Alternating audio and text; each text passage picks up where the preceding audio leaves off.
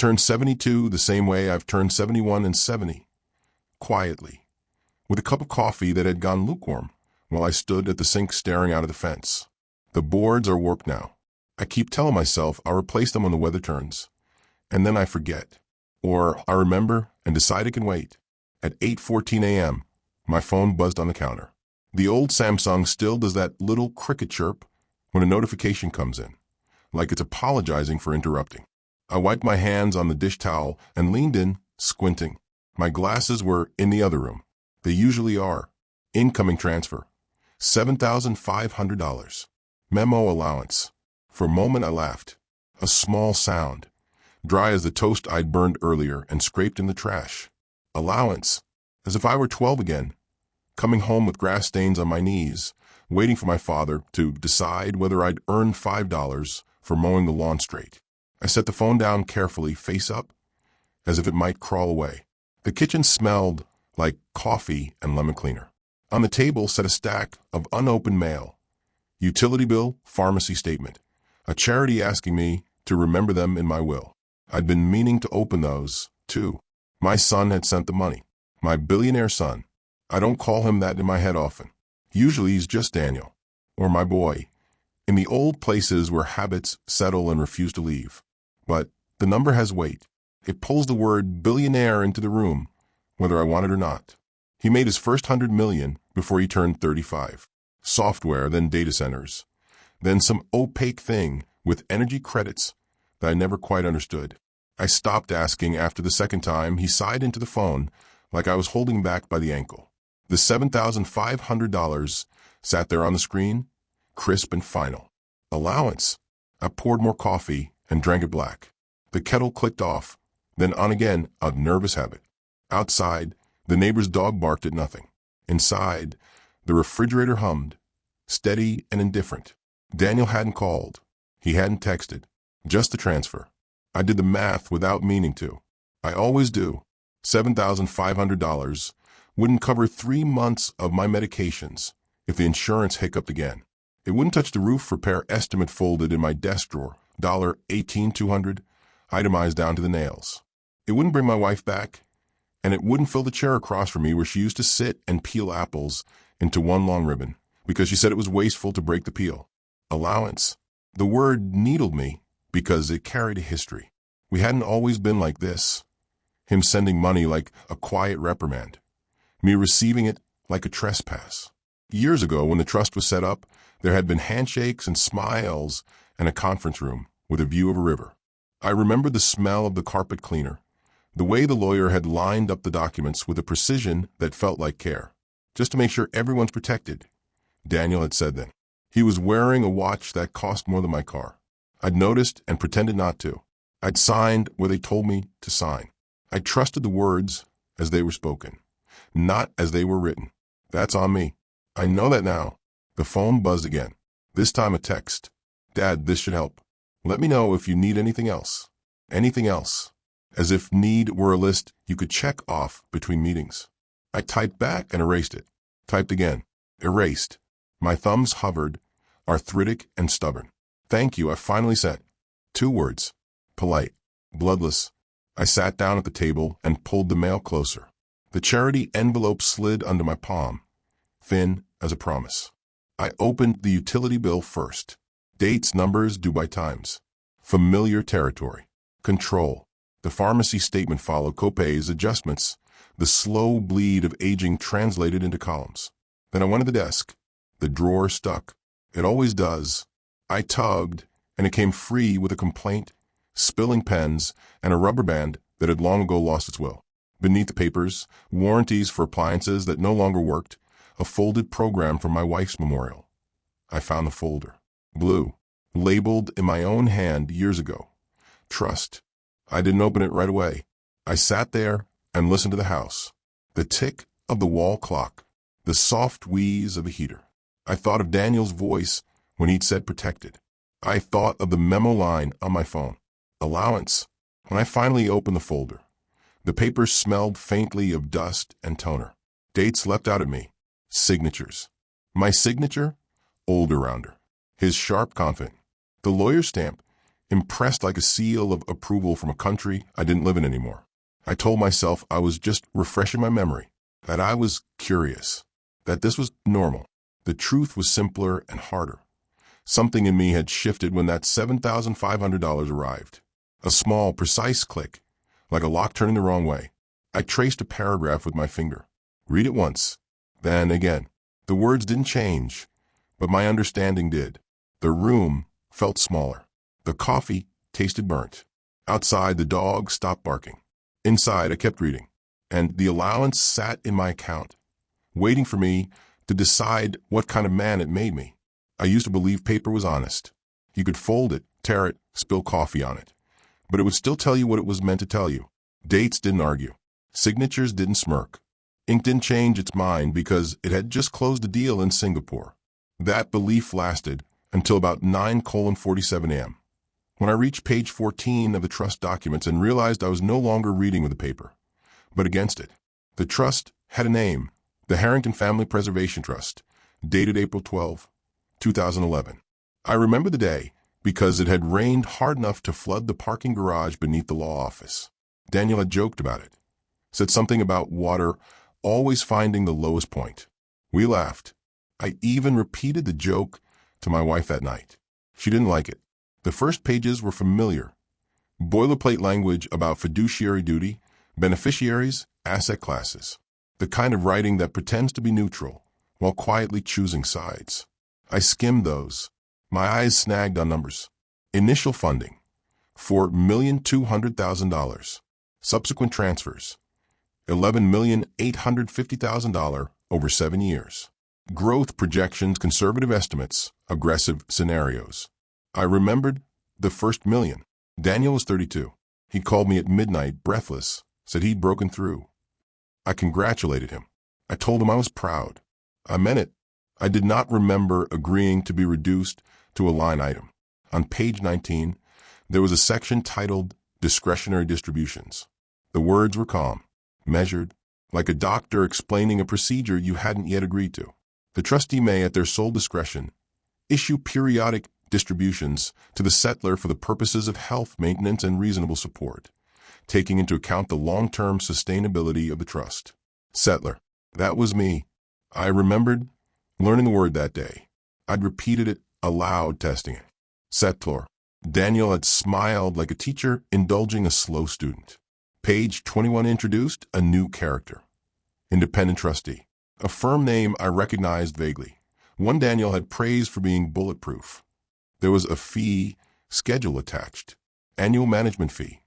1.25% of assets under management. Performance incentives stacked neatly on top. I did the math again. I always do, even conservatively. The trust was worth north of $48 million now. 1.25% of that wasn't a fee. It was a lifestyle. On page 24, I found the clause that made my hands go cold. In the event that the settlor demonstrates diminished capacity, the trustee reserves the right to limit direct access to funds and substitute structured distributions deemed appropriate. Diminished capacity. There was no definition attached, no checklist, no medical threshold, just a phrase sitting there like a loaded drawer. I leaned back in the chair. The wood creaked. My knees ached right on schedule. On the desk sat my pill organizer, Monday through Sunday, filled by muscle memory every Sunday evening, blood pressure, thyroid, something for sleep that rarely worked. I thought of the last time Daniel had visited. 2 years ago. He'd glanced at the pill organizer and raised an eyebrow.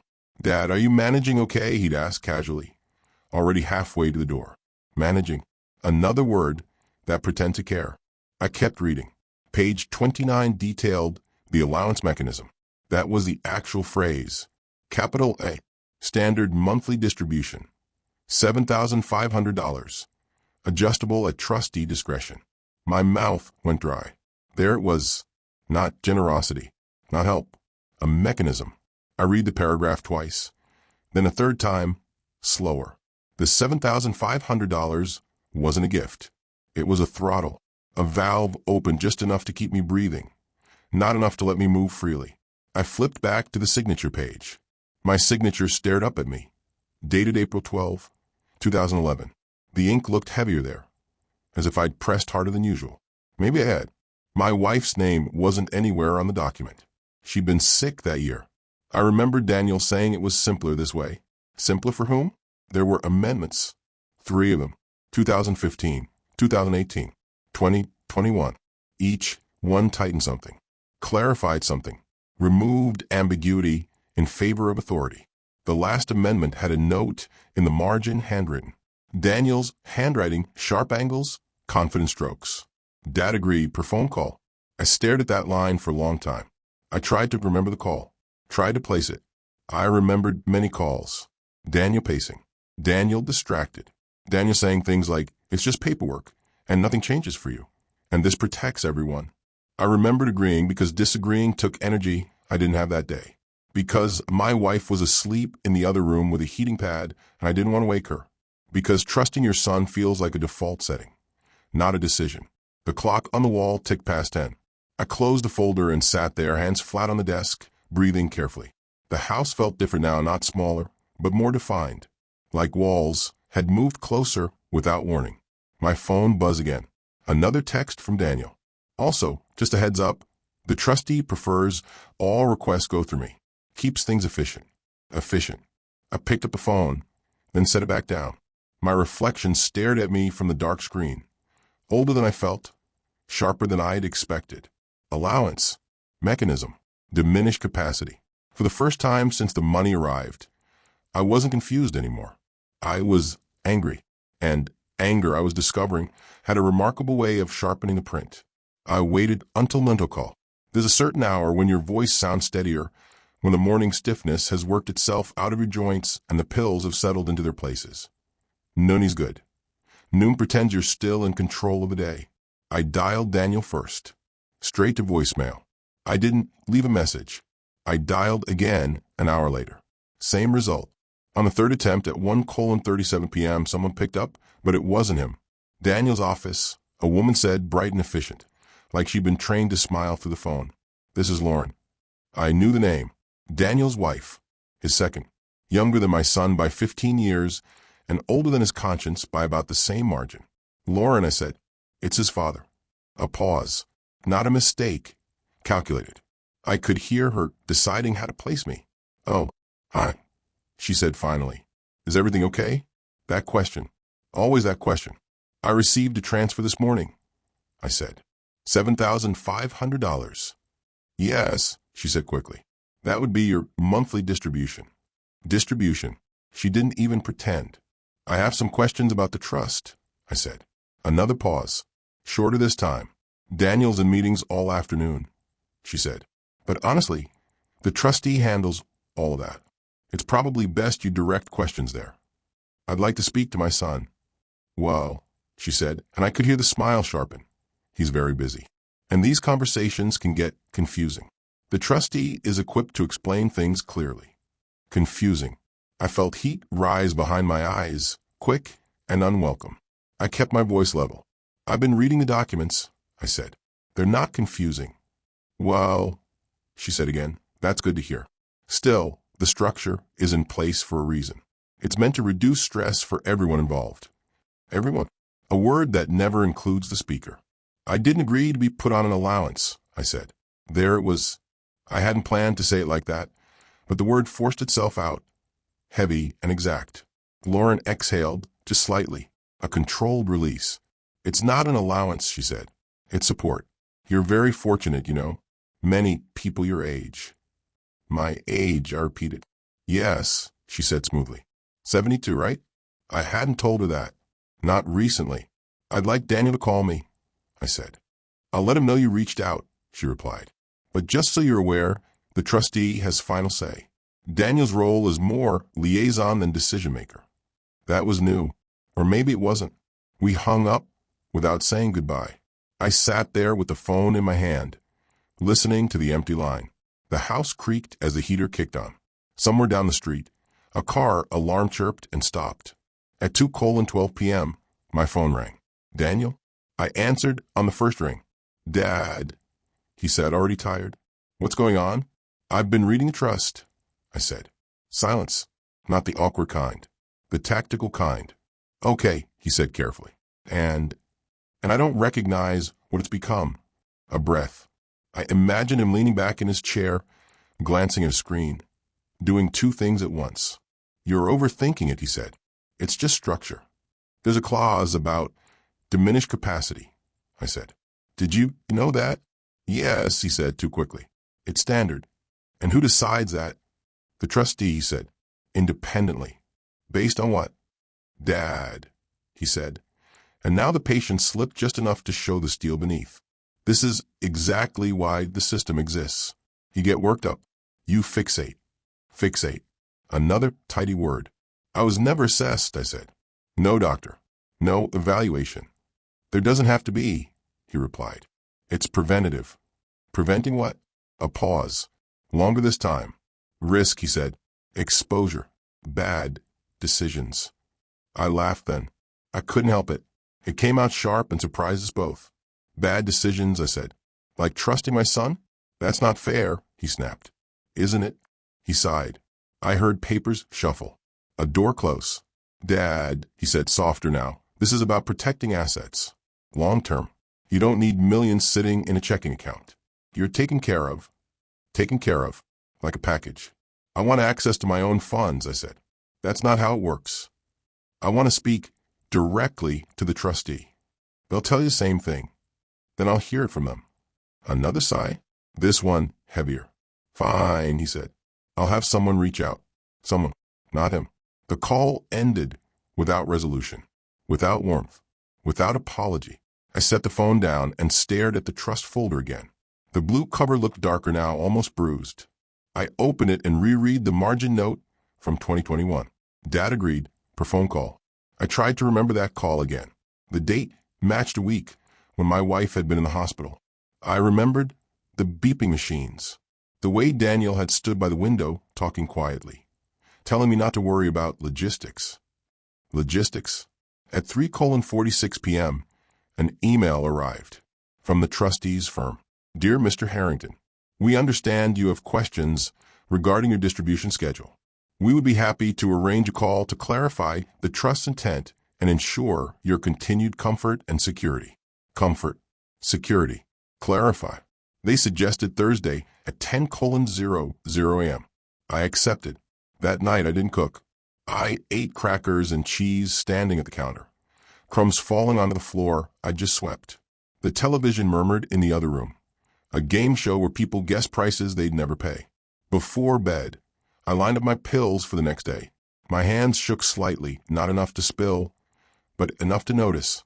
I wasn't diminished. I wasn't confused. I was being managed. And Thursday was coming. Thursday arrived with the kind of gray morning that feels pre-approved. No drama in the sky. No weather worth remarking on. I shaved carefully, nicked myself anyway, and pressed a square of toilet paper to my chin while I buttoned a clean shirt. The mirror showed me what it always does now. A man who looks older when he's trying to look composed. At 9:42 a.m., I sat at the desk with the trust folder open, pages fanned like a deck of marked cards. I had written notes in the margins, dates circled, dollar amounts underlined twice. My handwriting slanted more than it used to, but it was legible, deliberate. At exactly 10:00 a.m., the phone rang. Good morning, Mr. Harrington, a man said. Calm, polished. This is Michael Abrams from North Shore Fiduciary. I wrote his name down as he spoke, even though he'd already emailed it. Old habit. Documentation feels like armor. Thank you for taking the time, he continued. I understand you have some concerns. Concerns, not objections, not disputes. I have questions, I said, about authority, access, and intent. A pause, a small one. He was adjusting his language. Of course, he said, our role is to ensure the trust functions as designed. As designed by whom? I asked. By the settler and the grantor, he replied smoothly. I'm the settler, I said, and I don't recognize the design. Another pause, longer. Perhaps it would help to frame this in terms of outcomes, he said.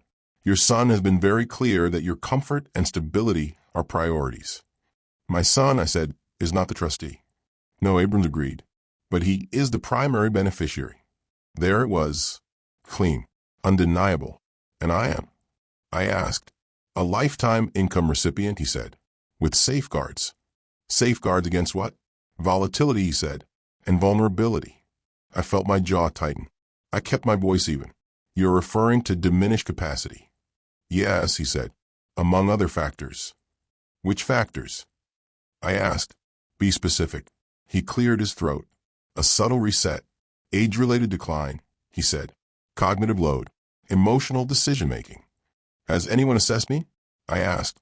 There was a review, he said. By whom? By the Trust Oversight Committee.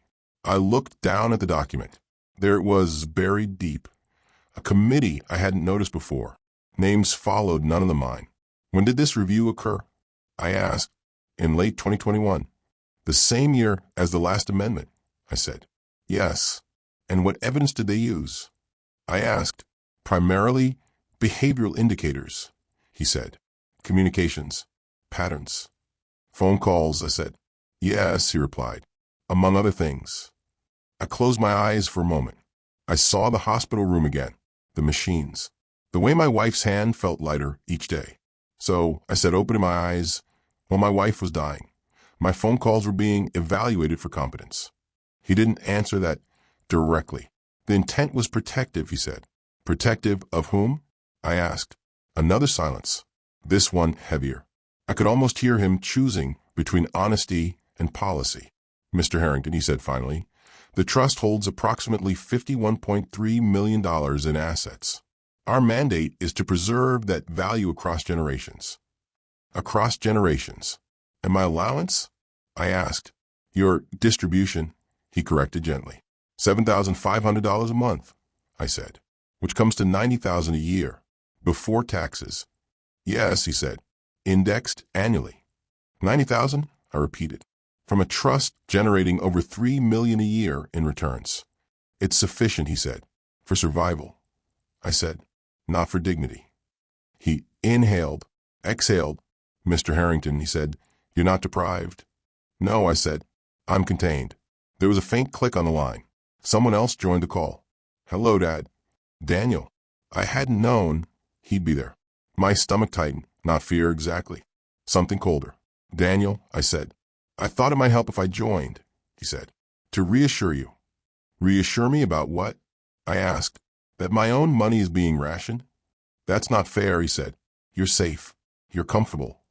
You sent me an allowance, I said, with a memo. That was a mistake, he said quickly. Lauren shouldn't have. So it is an allowance, I said. Abrams cleared his throat again. Perhaps we should refocus, he said. This call is about clarity. Then be clear, I said. What would it take for me to regain direct access? A pause. All three of us sat in it. A medical evaluation, Abrams said.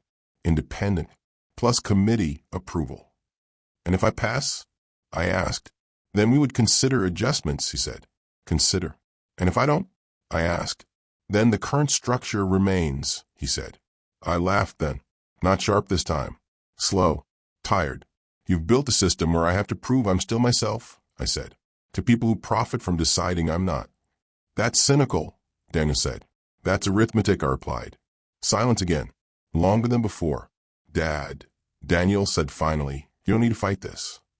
I'm not fighting, I said. I'm reading. The call ended politely.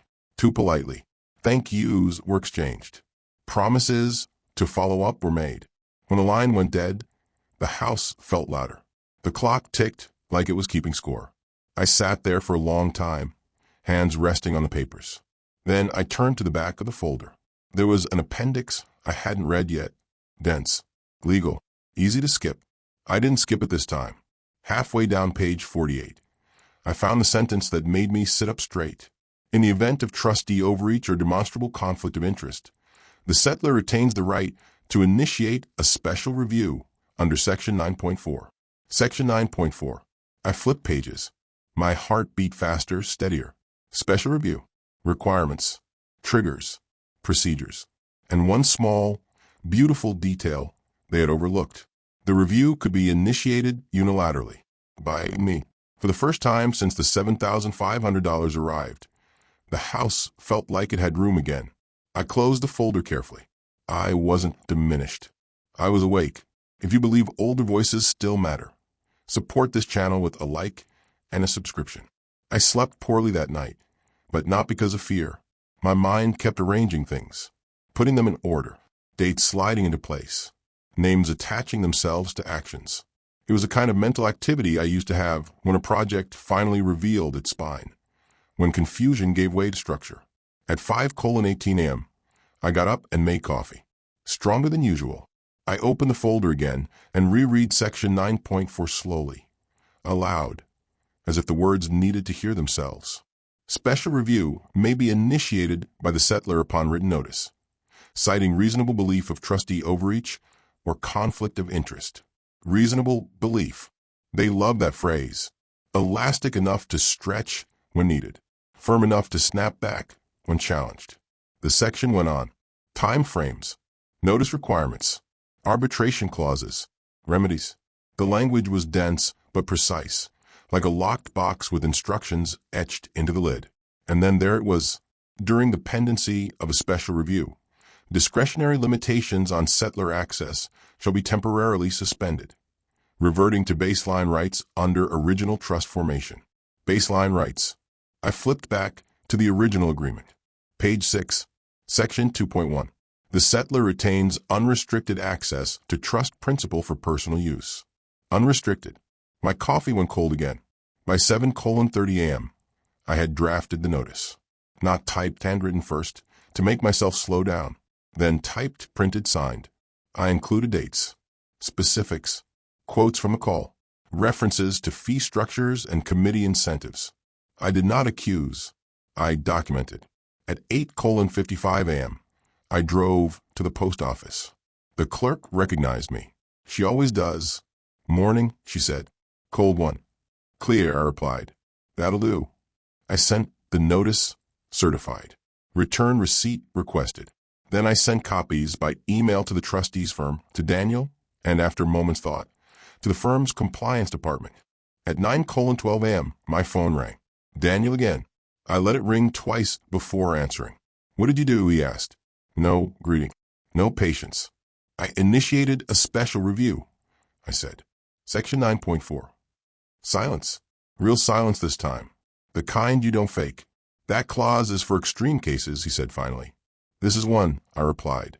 You don't understand the consequences, he said. Understand arithmetic, I said. And incentives. You are destabilizing the trust, he snapped. You're risking everything. No, I said. I'm testing it. He exhaled sharply. I could hear movement, his office, his life, the machinery he lived inside. You could have talked to me, he said. I did, I replied. You managed me. That's not fair, he said again. He liked that phrase. Fair isn't the standard here, I said. The document is. Another pause. This will get ugly, he said. It already is, I said. You just didn't feel it yet. He hung up. By noon, my email inbox filled quietly. Acknowledgements. Formal language. Phrases like receipt confirmed and review underway. No apologies. No resistance either. At 12:47 p.m., a new transfer appeared in my account. $250,000. Memo. Baseline access adjustment. I stared at the number for a long time. $250,000. Just like that. No memo about allowances. No paternal tone. Just compliance. I didn't touch it. Not yet. At 1:30 p.m., North Shore Fiduciary requested an emergency meeting for Monday. In person. Neutral location. Conference room downtown. They suggested bringing counsel. I smiled at that. A small one. Private.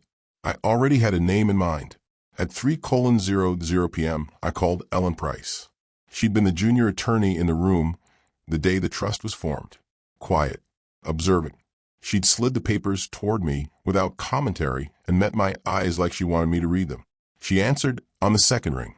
I was wondering when you'd call, she said. I didn't know I was going to, I replied. Well, she said. Section 9.4 usually has that effect. We spoke for 42 minutes. She asked careful questions. I answered precisely. When she laughed, it wasn't amused. It was appreciative. They got greedy, she said finally. They got comfortable, I corrected. Same thing, she replied. By evening, I was tired in a way that felt earned. I cooked for the first time in days. Eggs, onions, toast. I ate at the table. I even poured a small glass of wine, the good bottle my wife had saved for later. Later had arrived. Before bed, I checked my account again. The $250,000 was still there. Solid, real, not an allowance, not a mechanism. All right. I turned off the light and lay in the dark, listening to the house breathe. They had built a system to keep me small. They had forgotten one thing. I had built it first. The conference room downtown was colder than it needed to be. Not aggressively cold, just enough to keep everyone alert. To remind you whose building you were in. Monday, 9 a.m. sharp. Glass walls, gray carpet, a long table polished to a shine that showed you your own hands if you leaned forward. I arrived early. That's another old habit. Being early lets you claim the space without saying a word. Ellen Price arrived 3 minutes later, carrying a slim leather folder and wearing the kind of calm that comes from knowing the rules better than the people who wrote them. She shook my hand once, firmly, and took a chair to my right without asking. "You okay?" she asked quietly. "I slept," I said, which was true. Not long, but deeply. At exactly 9, the others filed in. Michael Abrams from North Shore Fiduciary. 2 associates I didn't know. One young enough to still be impressed by titles, the other old enough to be tired of them. Daniel came last. No Lauren. That felt deliberate. We exchanged polite greetings. Water was poured. Pens were lined. Abrams cleared his throat. "Mr. Harrington," he began, "thank you for coming. We believe this special review can be resolved efficiently." Ellen smiled. "Just enough. Efficiency isn't a standard in Section 9.4, she said. Compliance is." Abrams nodded once. He'd expected that. "Of course," he said. "We want to understand your concerns." I opened my folder. Inside were copies, emails, call logs, fee schedules, highlighted clauses. Dates in the margins. I didn't rush. "My concern," I said, "is conflict of interest." Daniel shifted in his seat. "The trustee earns a percentage of assets under management," I continued. "The Oversight Committee is compensated based on long-term asset growth. Both benefit from restricting distributions." "That's standard," Abrams said. "It's also incentive," Ellen replied, "which you failed to disclose when you evaluated diminished capacity." Abrams inhaled slowly. "We acted in good faith," he said. "Good faith isn't the question," Ellen said. "Processes." I slid a document across the table. The hospital dates. My wife's admission. Her discharge. Her death certificate. These phone calls, I said, tapping the page, were flagged as behavioral indicators. They occurred while my wife was dying. Daniel looked down at the table. "No medical evaluation was conducted," Ellen added. "No independent assessment. No notice given to the settler. That violates your own internal guidelines." Abrams glanced at his associates. The younger one swallowed. "We believed," he started. "You assumed," Ellen corrected. "And you benefited." Silence settled over the table. Not hostile, heavy, like weather. Abrams folded his hands. "What are you seeking?" he asked. Ellen looked at me. I nodded once. "Full restoration of baseline rights," I said. "Immediate, retroactive review of distributions, and removal of North Shore as trustee." Daniel's head snapped up. "You can't be serious," he said. "I am," I replied. "Very. That would destabilize everything," he said. The trust will survive," Ellen said. "Your control might not." Daniel turned to her, eyes sharp. "You're overstepping," he said. She met his gaze evenly. "No," she said. "I'm reading." Abrams leaned back. For the first time since I'd known him, he looked less polished. "Removal is drastic," he said. "So is rationing a man's life," I replied. Another pause. Longer. "What about the distributions already made?" Ellen asked. "Including the allowance mechanism." Abrams hesitated. "Those were discretionary," he said. "And improperly constrained," she replied, "which exposes you to liability." The word hung there. Liability has weight. It bends rooms. Abrams glanced at Daniel. "Perhaps," he said carefully, "there is room for adjustment." Daniel stood abruptly. "This is insane," he said. "Dad, you're letting her turn this into a lawsuit." I looked at him, really looked. The lines at his eyes, the impatience, the certainty that he knew better because he always had. "I didn't ask for this," I said quietly. "You arranged it. You were struggling," he said. "I was grieving," I replied. The room went very still. Abrams cleared his throat again. "We will need to confer internally," he said. "But given the procedural gaps identified, North Shore is prepared to step aside pending arbitration." Ellen's smile, this time, was genuine. "Good," she said. "Then let's talk terms." By noon, the outlines were clear. North Shore would resign as trustee within 30 days. An independent court-appointed fiduciary would take over temporarily. All discretionary limits would remain suspended. A retroactive adjustment of $1.8 million. The difference between baseline access and constrained distributions over 12 years would be transferred to me immediately. Daniel didn't speak during that part. He stared at the table like it had betrayed him. When the meeting ended, we stood. Hands were shaken again. Polite, bloodless. Daniel waited until the others left. "You didn't have to do this," he said. I gathered my papers. "You didn't have to do what you did," I replied. He opened his mouth, closed it. For once, there was nothing prepared. Outside, the air felt warmer than it should have. Ellen walked with me to the elevator. "You held," she said. "That's rare." "So is patience," I replied. "But it runs out." The elevator doors closed. The building hummed. At 2:14 p.m., the transfer hit my account. $1,800,000. No memo, no apology, just restitution. I went home and sat at the kitchen table. The fence outside was still warped. The mail still waited. The house still breathed the same way. But something fundamental had shifted. They no longer spoke about me. They had to speak to me. And that was enough for now. The money didn't make a sound when it arrived. No chime. No vibration worth noticing. Just a number settling into place. As if it had always been there and the screen was finally catching up. I didn't rush to do anything with it. That surprised me more than the amount itself. For the first few days, I lived exactly as I had before. Same coffee. Same chair at the table.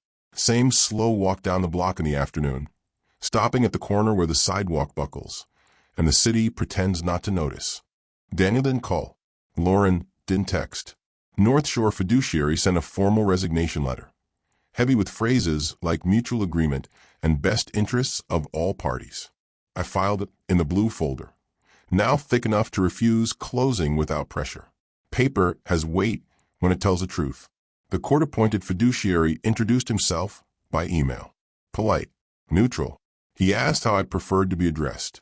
"Mr. Harrington is fine," I replied. He suggested a meeting at my convenience. That was new. On Thursday, I drove to the cemetery. I hadn't gone since winter. The ground was softening, the way things do when they decide not to resist anymore. I brought fresh flowers, nothing dramatic, just what she liked. I sat on the bench and told her everything.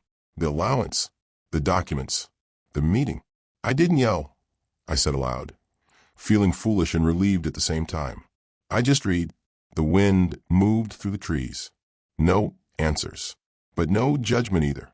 When I got home, I finally started spending. I hired the roofer, whose estimate had been sitting in my drawer, folded into a neat, angry square. I paid him in full. I replaced the fence boards one by one. Slow work that made my hands ache and my head clear. I upgraded the ancient phone, then laughed when I realized I missed the cricket chirp. I set aside money for things my wife and I had postponed because there was always a reason to wait. Dental work, better shoes, a small trip to the coast, booked without asking anyone's permission.